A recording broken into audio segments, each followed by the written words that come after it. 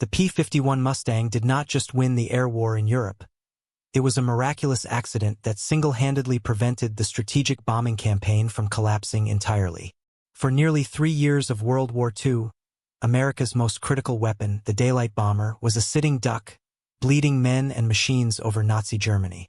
The aircraft that finally saved those crews and changed the course of the war was not ordered by the United States military, nor was it even designed for the role it became famous for.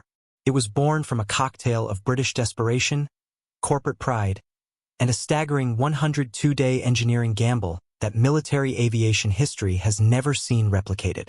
This is the origin story of the P-51 Mustang, the fighter many veterans in our audience still know simply as the Savior. The year was 1940. Europe was ablaze. France had fallen, and the Battle of Britain was raging over the English Channel. Britain was alone, and its Royal Air Force, while performing miracles with the Spitfire and the Hurricane, desperately needed more aircraft, specifically American-made fighters, to replace combat losses and to build up its strength. The British Purchasing Commission came to the United States with large orders for any capable fighter. They approached North American Aviation, or NAA, a relatively young company led by the formidable James Howard Dutch Kindelberger. The British primary request was simple: produce the Curtiss P-40 Warhawk under license. The P-40 was already in service, battle-tested, and its production lines were established. It was a safe, proven choice. But Kindelberger was not a man to settle for second place. His company had a reputation for solid, reliable designs, but nothing revolutionary. The Curtiss P-40, while rugged, was already considered technologically outmatched by the latest German fighters, the Messerschmitt Bf 109 and the Focke-Wulf FW 190, particularly at higher altitudes. Kindelberger and his chief engineer, Edgar Schmued, saw a different opportunity. When the British representatives made their request, Kindelberger's response was a stunning display of engineering confidence, bordering on arrogance. He told the British, "We will not build the P-40, but we will design and build you a better fighter, and we will do it faster than it would take us to set up your P-40 production line." The British delegation, faced with existential dread and Kindelberger's iron will, took a massive risk and accepted the offer. The terms were brutally ambitious. The entire process, from initial blueprint to first flight of the prototype, had to be completed in just 120 days. Kindelberger and Schmued delivered in an unbelievable 102 days. This was the birth of the NA-73X, the prototype that would become the Mustang. The design team, led by Schmued, worked with a singular focus. They made key design choices that instantly set the aircraft apart. The most crucial element of the Mustang's initial design was its innovative wing, which utilized a laminar flow airfoil. This was a breakthrough concept, primarily developed by the National Advisory Committee for Aeronautics, or NACA, in the United States. Simply put, a laminar flow wing was shaped in such a way that it minimized air resistance or drag, especially at high speeds. While conventional wings had their thickest point near the front, generating a lot of drag, the Mustang's wing was thicker towards the middle. This seemingly small change gave the Mustang two massive advantages over its rivals like the Spitfire and the P-40. It was significantly faster on less power, and it possessed remarkably long range due to increased efficiency. The fuselage was also sleek and aerodynamically clean, designed for maximum speed. Another initial design feature that impacted the aircraft's performance, particularly its range, was the incorporation of large internal fuel tanks. Kindelberger and Schmued recognized that volume was key. The very airframe was built around the potential for maximum fuel capacity. They placed a self-sealing fuel tank directly behind the pilot, along with another one in the wing center section, creating a robust internal capacity that surpassed almost every other single-engine fighter of the day. The other major piece of the initial puzzle was the engine. Because the United States government placed strict restrictions on exporting the high-performance turbo-superchargers required for high-altitude fighting, North American Aviation was forced to use the American Allison V-1710 engine. This liquid-cooled V-12 engine was a reliable powerhouse at low and medium altitudes, making it perfect for ground support or interdiction missions. It was powerful and relatively easy to maintain. The design team paired this engine with a highly efficient three-bladed propeller. The use of this specific engine choice was an unavoidable compromise due to wartime export controls. The British placed their initial order for 320 aircraft, which they christened the Mustang Mark I. The prototype NA-73X first flew on October 26, 1940, merely 149 days after the British signed the contract, beating Kindelberger's self-imposed deadline. The achievement was a monument to American industrial and engineering capability. However, this engine choice would soon create a severe, almost fatal limitation that the American military, still unimpressed, would ignore for too long. But this early version, the Mustang Mark I, was a success in its own right for the British, who primarily used it in a tactical reconnaissance role where low-altitude speed was key. The United States Army Air Forces, or USAAF, initially showed little interest in the new design. They already had the P-40 and were deeply committed to the much heavier P-47 Thunderbolt and the twin-engine P-38 Lightning. The USAAF viewed the Mustang as a foreign project, a temporary fix for the British, and an unnecessary distraction from their own domestic fighter development. They did, however, receive two test versions, designated XP-51, mainly to keep tabs on what the British were getting. This reluctance by the USAAF to fully embrace the Mustang early on would prove to be a costly strategic error that would define the air war for the next 3 years. The reluctance of the USAAF was understandable from a doctrinal perspective, but it was dangerously short-sighted. By the time America entered the war, the strategic landscape demanded a fighter with a completely new set of skills, and the USAAF simply did not have it. The American strategic bombing doctrine, championed by men like General Hap Arnold, rested on the fundamental belief that heavy bombers, such as the B-17 Flying Fortress and later the B-24 Liberator, could fly deep into enemy territory during the day and defend themselves against German fighters using their own formidable array of .50 caliber machine guns. This doctrine was utterly and tragically proven wrong in the skies over Europe. As the 8th Air Force began its deep penetration raids in late 1942 and early 1943, the German Luftwaffe, with its superb interceptors like the FW-190 and Bf-109, began inflicting catastrophic losses. The American bombers were only protected by short-range fighters like the Spitfire up to a certain point, the point of no return, after which they were left completely exposed. The German pilots, trained, skilled, and fighting over their homeland, knew exactly where this point was. The losses became unbearable, sometimes exceeding 10% of the raiding force on a single mission. The sight of burning B-17s plummeting to earth, filled with 10 young American men, became a grim reality that nearly brought the entire daylight bombing campaign to a halt. It was a crisis that demanded immediate action, and the P-51, the fighter the USAAF had largely ignored, held the secret. The early Allison-powered Mustangs, the A-36 dive bomber version and the P-51A fighter, were undeniably magnificent aircraft below 15,000 feet. The A-36 Apache, for instance, became a highly effective ground attack and dive bomber platform in North Africa, Italy, and the China-Burma India theater. Its speed and maneuverability at lower altitudes were a significant advantage. But when taken up to the altitude where the vital bomber battles were taking place, above 20,000 feet, the Allison V-1710 engine, which lacked an efficient two-stage supercharger, simply choked. The power output dropped precipitously, and the Mustang's performance fell below that of the German fighters. This limitation confirmed the USAAF's initial skepticism. They wanted a high-altitude fighter, and the early Mustang was not it. Yet, the essential ingredients for success were all there in Schmued's original design: the sleek laminar flow wing and the generous fuel capacity. The key was to fix the choking problem. The solution did not come from the American military or even from North American Aviation's main design office. It came from the British. In late 1942, the RAF's test pilots and engineers at Rolls-Royce, having observed the Mustang Mark I's phenomenal low-altitude performance and superb airframe, had a brilliant and ultimately war-winning idea. What if they replaced the Allison engine with their own world-beating, two-stage, two-speed supercharged Rolls-Royce Merlin 61 engine?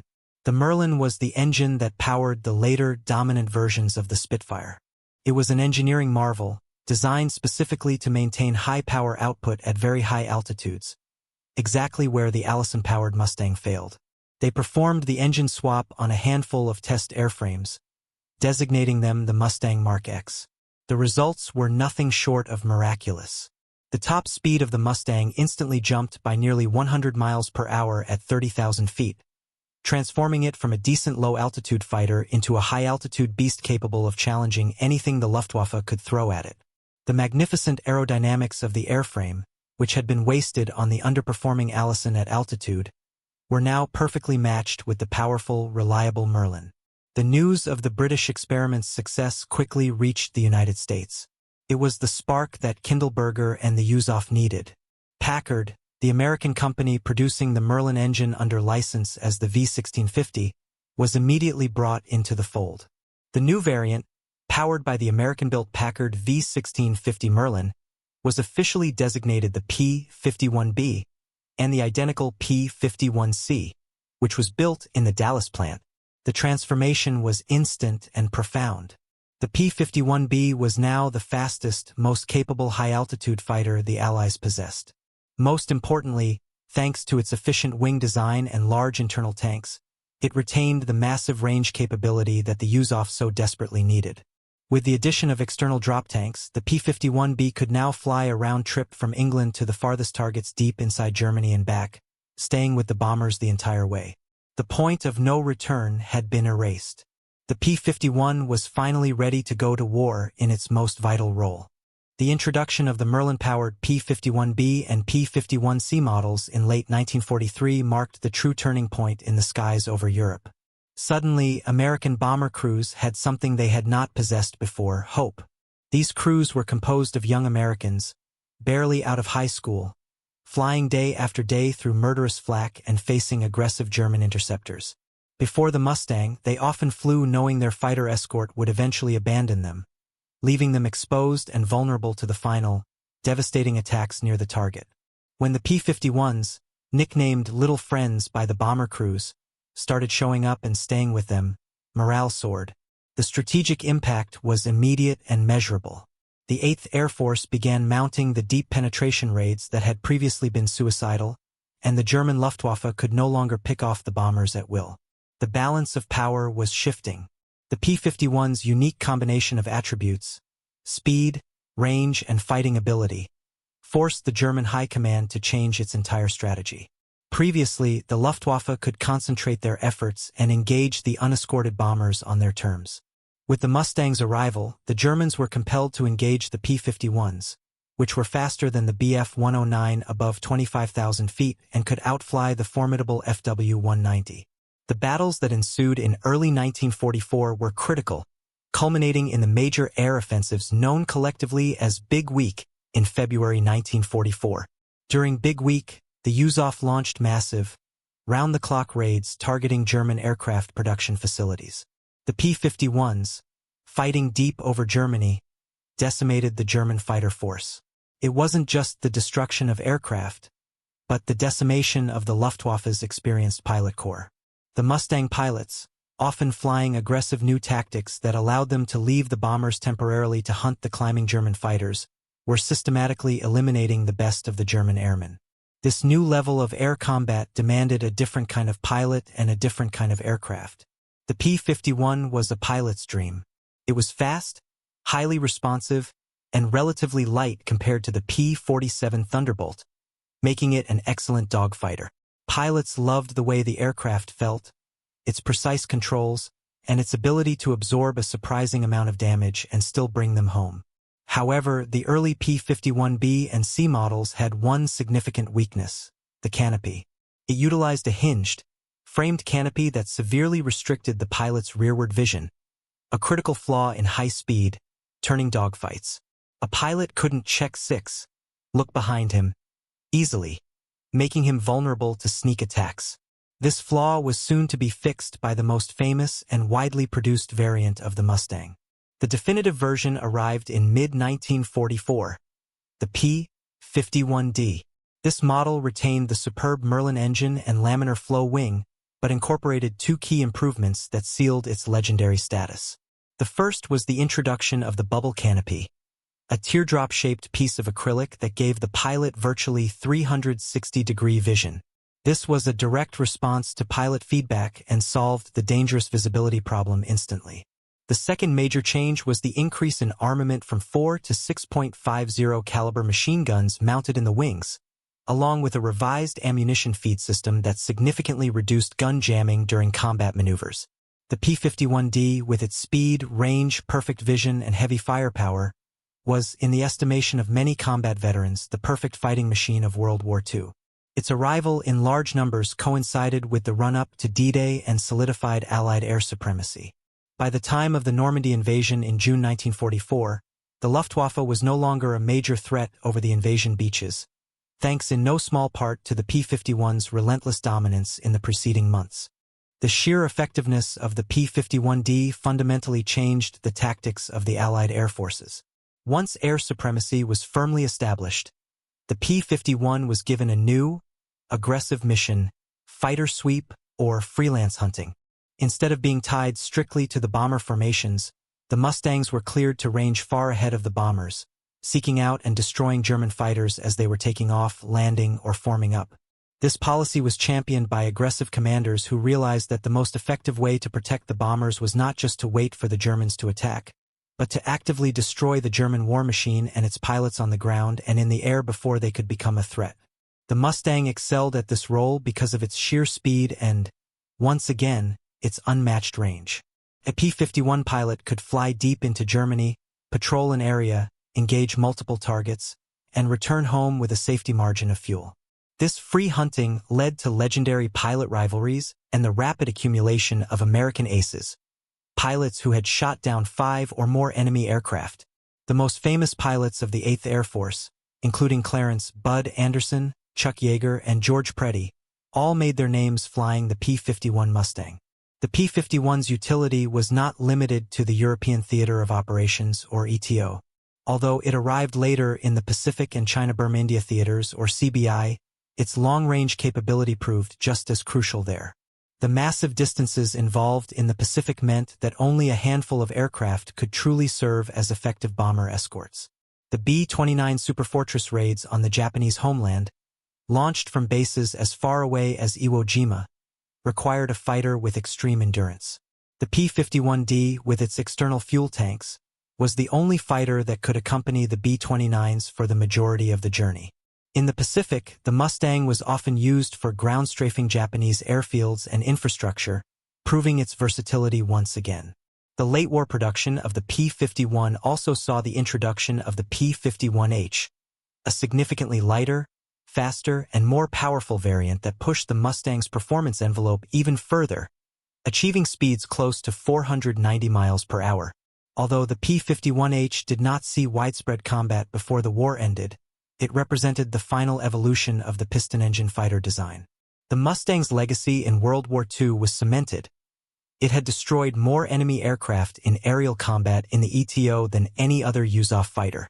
Perhaps no story illustrates the social impact of the Mustang more profoundly than that of the Tuskegee Airmen, the legendary all-black 332nd Fighter Group. Operating P-51 Mustangs with distinctive red paint on their tails, hence the nickname Red Tails. They became one of the most highly respected and successful escort units in the entire 8th and 15th Air Forces. Despite facing systemic racism and discrimination at home, their combat record was exemplary. Bomber crews often specifically requested the Red Tails as their escorts, a testament to the Tuskegee Airmen's reputation for never losing a bomber to enemy fighters.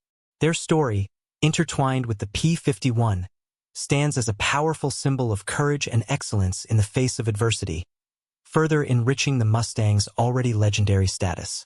The P-51 Mustang story is a perfect example of a design evolving under the pressure of war, a true product of necessity and ingenuity. It started as a corporate challenge, overcame a severe engineering handicap thanks to international collaboration, and ultimately fulfilled a strategic need that no other aircraft could meet. It did not just participate in the war. It dictated the terms of the air war over Europe and saved thousands of American lives. That, ladies and gentlemen, is why the P-51 holds a permanent, revered place in the heart of aviation history. The journey of the P-51 did not end with the surrender of the Axis powers in 1945. Its story continued into the dawn of the jet age, proving that a brilliant propeller design still held relevance, even as technology raced forward.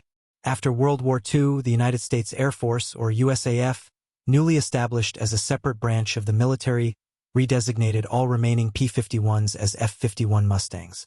Many were retired or sold as surplus, but a significant number remained in service, often relegated to the National Guard and Reserve units. The rise of jet fighters like the Lockheed P-80 Shooting Star signaled the end of the piston-engine fighter's dominance, but history had one last, crucial role for the Mustang to play. When the Korean War erupted in June 1950, the F-51 was immediately called back into frontline action.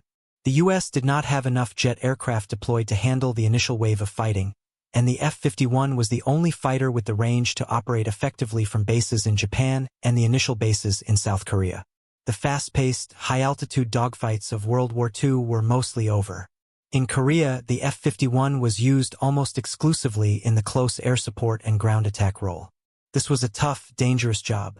The liquid-cooled Merlin engine, which was so superior at high altitude, was unfortunately vulnerable to ground fire, or flak, unlike the air-cooled radial engines of the P-47 Thunderbolt. Nevertheless, the F-51 pilots performed critical missions, strafing enemy troops, bridges, and supply convoys, flying low and slow to support the ground troops who desperately needed it.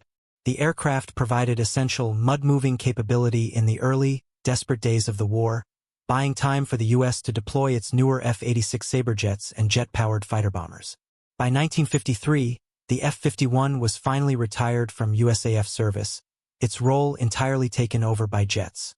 However, it continued to serve in the air forces of over 25 other nations well into the 1960s and 1970s, with the Dominican Air Force notably keeping a handful operational until 1984, making the Mustang one of the longest-serving military aircraft in history. Today, the P-51 Mustang remains a powerful and tangible link to the sacrifices made during World War II.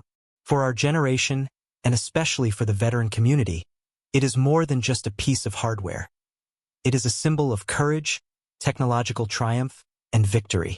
The aircraft is a massive favorite on the civilian circuit, commanding enormous prices in the collector market. Many Mustangs are meticulously restored to flying condition and appear at air shows around the world, painted in the authentic colors of famous wartime units and aces. Perhaps the most exciting demonstration of the Mustang's performance is at the Reno Air Races in Nevada, where heavily modified Mustangs compete in the unlimited class, reaching speeds that would have been unimaginable to the designers in 1940. This contemporary reverence ensures that the sound of the Merlin engine, a unique, throaty roar, will never be silenced. The P-51 is a machine that defied expectations, broke all the rules, and established itself as the ultimate piston-engine fighter. It remains a timeless icon. If you have served, or if you simply remember the stories from those who did, the P-51 Mustang holds a special significance. It's a story of American ingenuity and grit under pressure. We hope this deep dive into the Mustang's almost impossible creation has given you a new appreciation for the fighter that saved the 8th Air Force. We have 9 more videos planned to cover the entire legacy of this legendary aircraft. Don't miss the next chapter where we discuss the disastrous Allison engine problem in detail. Please take a moment to subscribe to our channel right now and give this video a thumbs up. Your support helps us keep bringing you the authentic, real stories of the greatest generation. For more in-depth military history content and to see our full playlist on the P-51 Mustang, be sure to visit and explore our channel.